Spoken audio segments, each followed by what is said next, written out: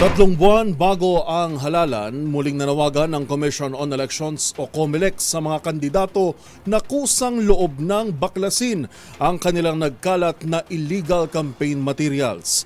Maging mga nakaw na kanta na gagamiting campaign jingle ay sisitahin din daw ng COMELEC. Ang mga detalye tinutukan ni Rovic Manuel.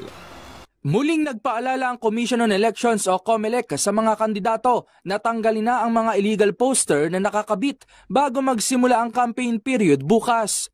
Ayon sa COMELEC, magkakaroon at patuloy pa rin ang kanilang Operation Baklas para sa mga campaign material na lalabag sa itinakdang guidelines ng poll body. Sa panayam ng DZRH kay COMELEC Chairman George Garcia, ilan sa mga sisimulang tanggalin ay ang mga sa hindi common areas na kapaskil at nilinaw na ang mga nasa pribadong lugar ay hindi nila gagalawin. Ang ating pong paulit-ulit na reminder sa ating pong mga kandidato, huwag maging pasaway.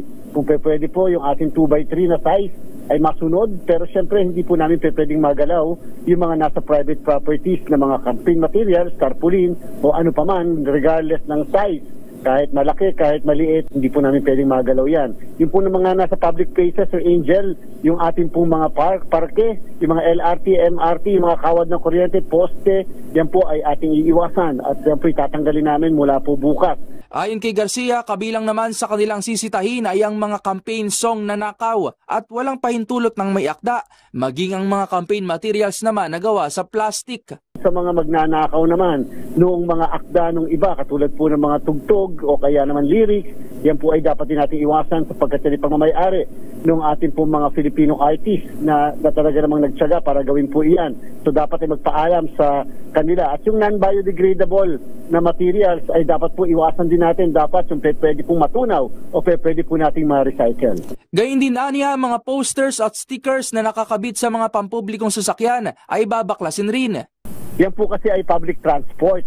At kung yan ay public transport, tulad ng mga bus, dapat po ay patanggal yan. Pero po yung private na sasakyan, pribadong sasakyan, ay yan po nasa karapatan na may-ari.